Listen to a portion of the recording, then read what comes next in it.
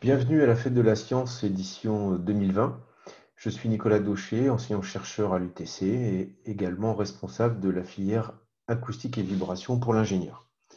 Alors je vais vous parler cette année des matériaux acoustiques qui nous entourent et qui peuvent modeler notre environnement sonore, donc que ce soit dans des salles de spectacle ou dans notre voiture. Donc ces matériaux en particulier, ce sont par exemple des laines de verre, des mousses, de la laine, ou ça peut être du liège, pourquoi pas du sable, peut-être un peu moins dans les véhicules.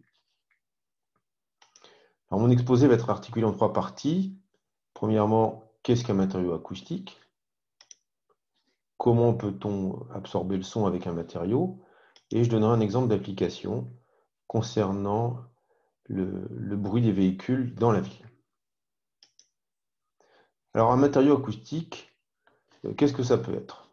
Alors, ça pourrait être un matériau sonore, c'est-à-dire un matériau utilisé dans la constitution des instruments de musique, par exemple, ou celui d'une balle de ping-pong. Donc on aura un matériau qui serait ici plutôt léger, rigide, peu amorti. Un matériau acoustique pourrait être un matériau silencieux, donc une balle en mousse, du liège, une plume. Donc des matériaux qui sont plutôt souples et amortis. On pourrait aussi parler des matériaux qui amortissent les vibrations, comme une feuille de bitume ici, qu'on peut retrouver sur les planchers automobiles, pour limiter les vibrations, ou les feuilles de caoutchouc, par exemple sur les cymbales de batterie silencieuse, ou la feuille de polymère qui est glissée dans un verre feuilleté. On a ici un matériau qui est plutôt amortissant, avec une rigidité adaptée à son environnement. Ça pourrait être aussi un matériau qui isole du son, donc celui des murs anti-bruit, plutôt assez massif, le verre, mais aussi des matériaux assez rigides qui constituent par exemple la coque des casques anti-bruit. Donc ces matériaux sont plutôt assez lourds et rigides selon leur dimension. En tout cas, ils ne sont pas poreux. Alors on a la dernière famille ici, les matériaux qui absorbent le son.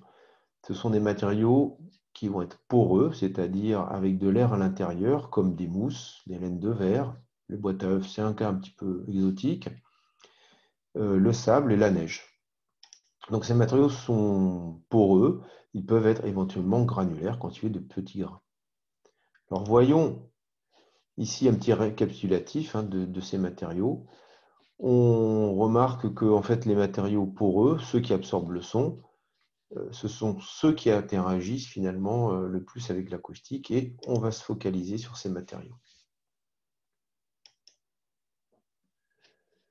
Alors si on les regarde de près au microscope électronique à balayage par exemple, pour ces quatre premières images, on voit une structure très différente selon les matériaux. Ici, les trois premières sont des mousses, ensuite un fibreux, des matériaux granulaires, donc des petites billes ici de polymère.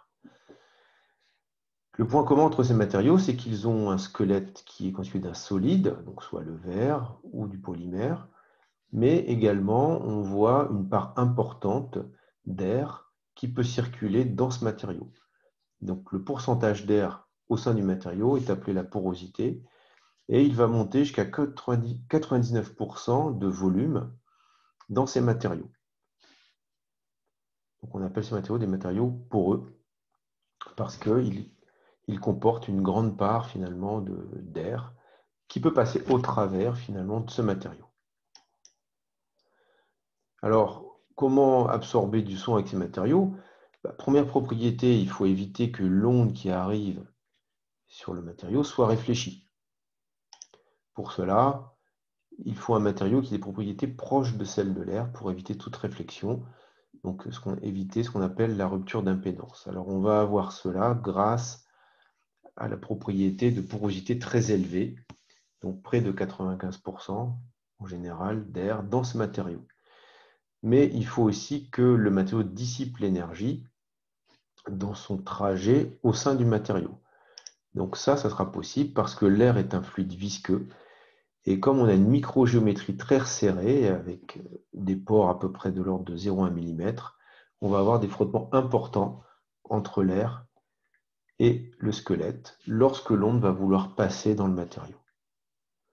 Alors illustrons un petit peu le chemin d'une onde. Donc l'onde arrive sur le matériau, Dans le matériau, elle va être atténuée.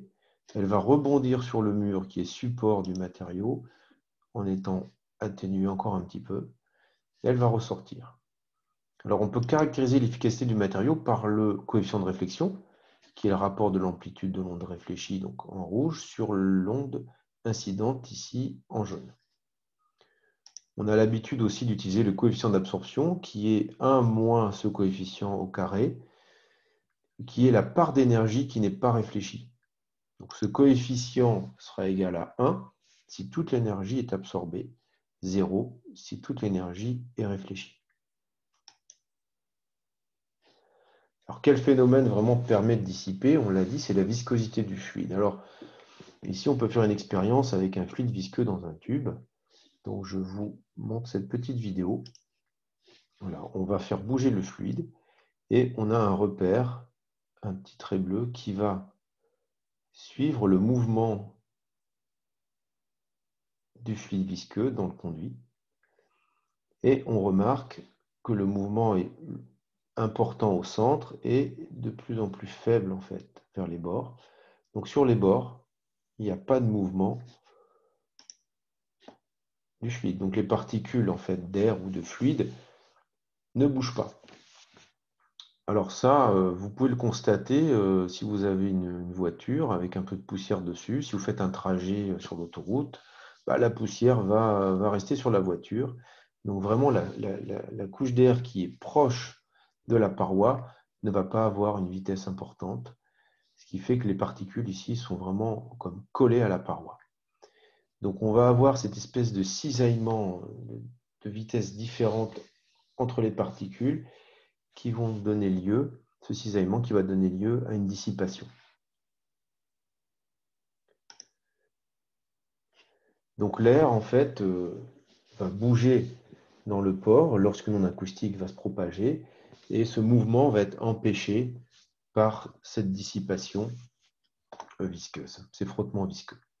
Alors on peut modéliser un matériau poreux par un matériau un petit peu simplifié constitué de pores cylindriques, donc des petits tubes cylindriques, qui traversent le matériau avec une certaine densité de tubes.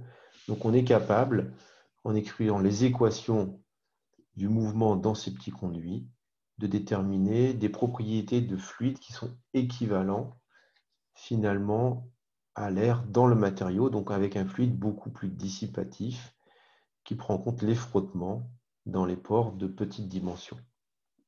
Donc ça, c'est un modèle physique, donc qui prend en compte la physique, un petit peu simplifié, mais qui permet quand même de redonner les propriétés acoustiques dans ce milieu. Alors certains diront que ce n'est pas très ressemblant, avec effectivement la structure beaucoup plus complexe, mais il existe d'autres paramètres, par exemple l'inclinaison des pores, etc., qui peuvent être pris en compte dans un modèle un petit peu plus évolué, mais que je ne vais pas développer aujourd'hui. Alors, on peut modéliser comme ça, mais on peut aussi aller mesurer les propriétés d'un vrai matériau. Par exemple, la résistance au passage de l'air. Donc, ça consiste à souffler au travers du matériau. Donc, on fait passer de l'air à travers un petit échantillon. Et on va aller mesurer le débit, donc la vitesse de l'air qui passe à travers, et la variation de pression qu'on a imposée pour avoir cette vitesse. Donc, le rapport des deux va nous donner ce qu'on appelle la résistance au passage de l'air. Donc en gros, plus elle est élevée, plus c'est difficile de souffler à travers le matériau. Et cette difficulté que vous aurez à souffler, elle reflète en fait les forces de dissipation visqueuse directement. Donc si c'est très simple de souffler à travers le matériau, votre matériau risque de ne pas être très dissipatif. Au contraire, si c'est trop difficile, il va trop bloquer les particules et il risque d'avoir une efficacité pas très très importante. Donc en général, il y a un optimal pour cette quantité pour avoir une absorption, disons, efficace. Alors ici, vous avez une photo du banc de mesure qui est à l'UTC. On va placer l'échantillon ici en bas et l'air va passer dans ce conduit. Donc on peut mesurer ici cette différence de pression avec cet appareil. Alors vous voyez ici un exemple de courbe d'absorption. À gauche, on a les basses fréquences, à droite, les hautes fréquences, donc les sons graves, les sons aigus, et la courbe va augmenter pour atteindre un maximum. Alors, on remarque en deçà d'une certaine épaisseur, qui est à peu près 1/20 de la longueur d'onde, on est assez peu efficace, donc on a du mal à absorber les sons graves. Et il faut au moins cette épaisseur-là, donc pour une fréquence de 20 Hz, une épaisseur d'à peu près 65 cm. Donc c'est assez considérable. Et donc, évidemment, dans une salle de concert et encore plus dans une voiture, c'est un petit peu compliqué d'avoir une telle épaisseur. Donc, on va avoir des associations de matériaux un petit peu plus complexes qu'un simple matériau sur une paroi pour réussir à absorber le son en basse fréquence, mais ça reste toujours plus difficile d'absorber les sons graves. Alors, à partir des modèles, on peut aller faire des calculs et on peut écouter nos calculs. Donc, c'est l'intérêt de l'acoustique, c'est qu'on peut écouter nos équations. Alors là, je vous fais écouter un son de batterie brut. Attention, c'est peut-être un petit peu fort.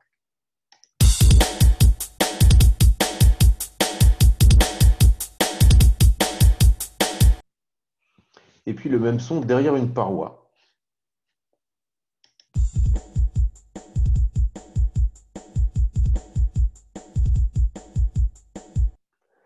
Alors on a perdu pas mal de sons au niveau global et surtout des hautes fréquences. Donc ici c'est l'atténuation qui est représentée.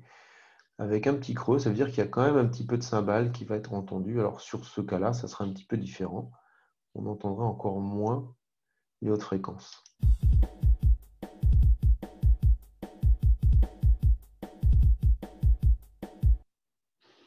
Voilà, donc ça, ce sont des sons, des propriétés qui ont été calculées à partir des propriétés des matériaux.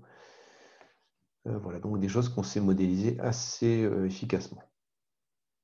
Alors pour terminer, je vous donne un exemple d'application.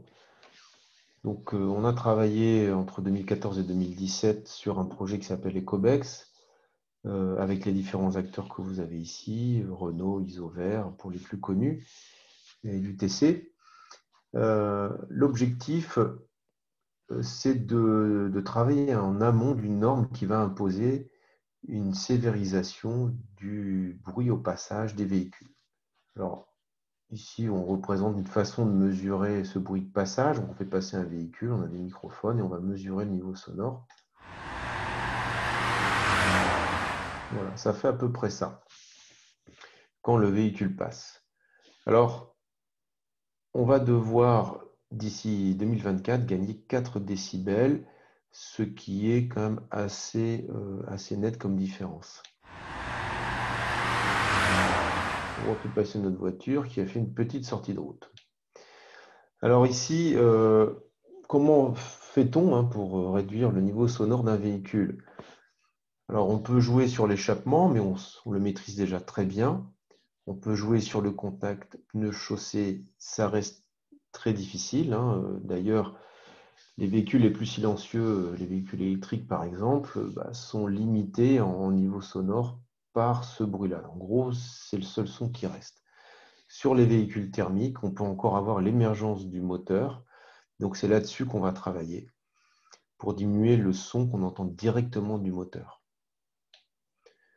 Alors pour cela, on utilise des écrans acoustiques. Alors si vous soulevez le capot de votre véhicule, vous allez voir des écrans sous le capot, mais il y en a aussi sur les côtés, en dessous, on ne les voit pas forcément.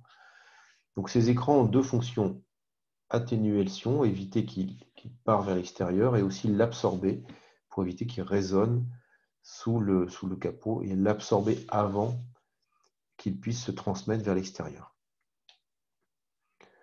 Donc l'objectif de ce projet, en tout cas, c'était de réduire le bruit de passage en jouant sous ces écrans.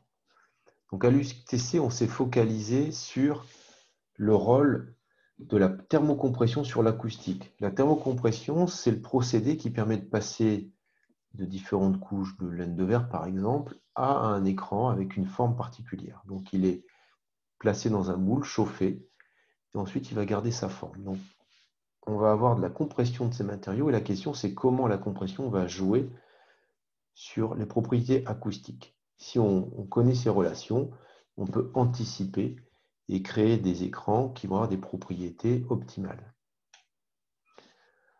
Alors nous, on a étudié ces matériaux, par exemple de la laine de verre ou des mousses. On les a observés au microscope pour voir comment la microstructure est modifiée.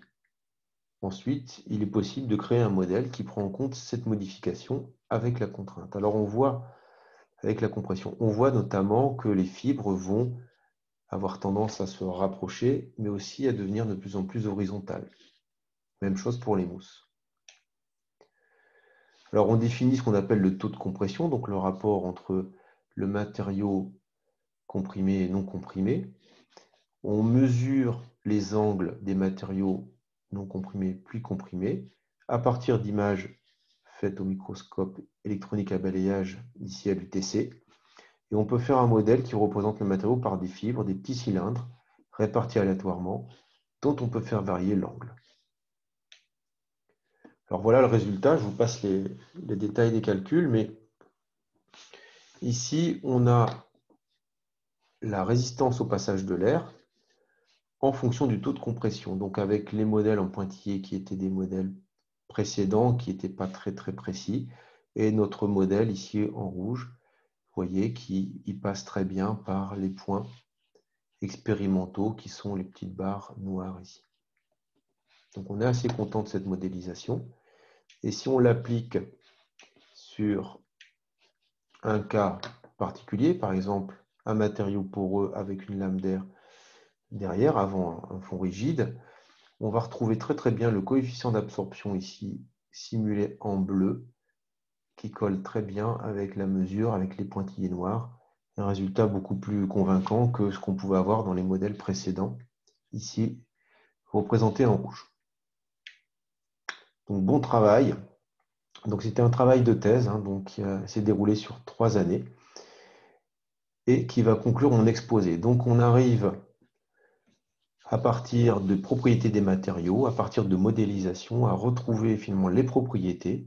Et ces modèles vont nous servir à optimiser les écrans acoustiques, par exemple, pour rendre les véhicules plus silencieuses dans notre environnement urbain. Voilà, c'est ainsi que s'achève mon exposé. Donc merci pour votre attention. Et si vous avez des questions, j'espère qu'on aura l'occasion de pouvoir se croiser, peut-être dans une prochaine édition. À bientôt et merci encore. Au revoir.